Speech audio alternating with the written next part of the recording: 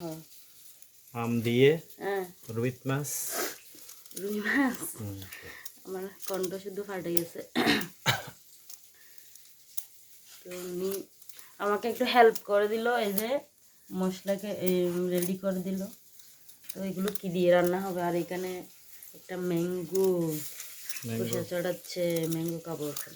আরে না, রুই মাছ দিয়ে রান্না করবো। ও একটা জিনিস খেয়াল করছেন, এই যে মিষ্টি আমের সুগন্ধ কিরকম, ওটা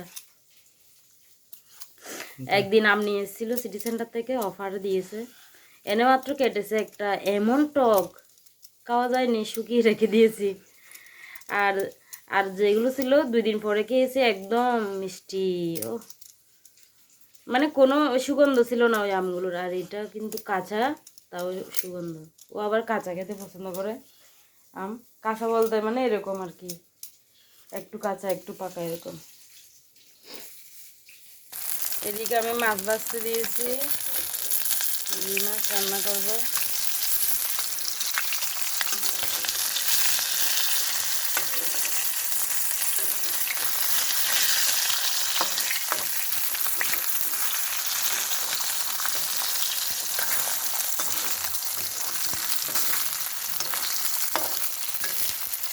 আর একটু হোক, এভাবে নাড়িয়ে দিচ্ছি, কারণ ওই যে এটাতে অসুবিধা হবে না।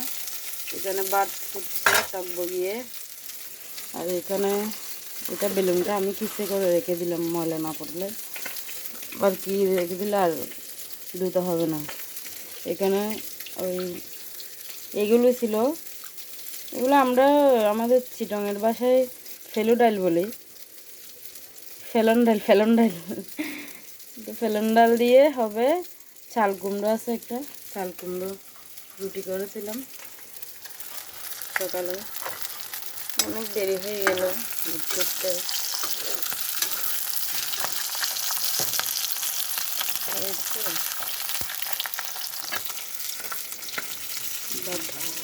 মাছটাও একটু করে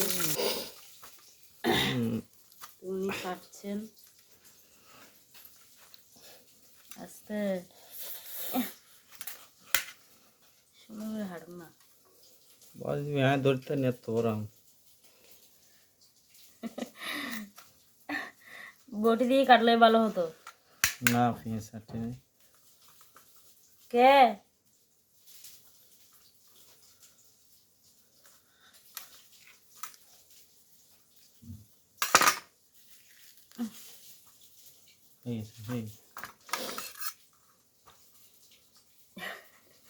এদিকে ধরতে পারছে না, এটা বটিটা একটু দিলে তো হয়ে যেত।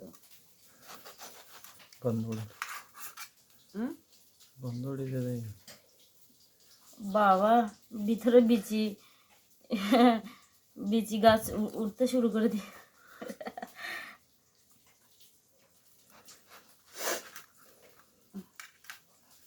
কিভাবে কাটতে হচ্ছে আমটাকে বাবা। পাকিস্তান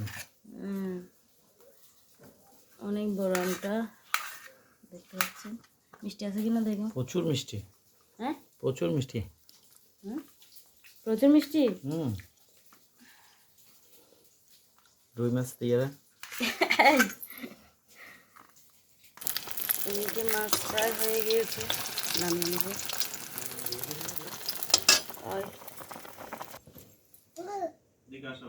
এটা কে? আমাদের ঘরে আরেকজন এসছে, দেখতে পাচ্ছেন।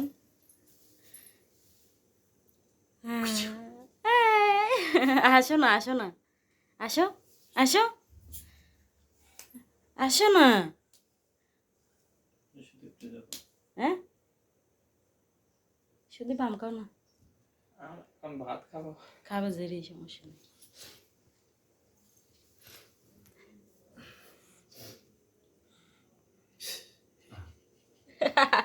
আসো আসো, আম খাও, আম খাও, আসো না।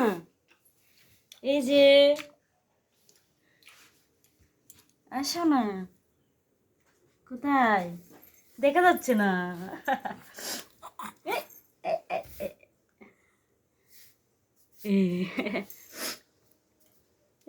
টক নাকি? না তো ফেলে দিয়ে যা। বুঝিন না পারে ভালো তুমি ফেলে দিয়েছো কেন বাবা?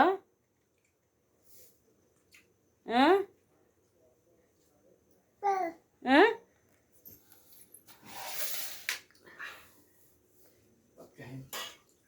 এই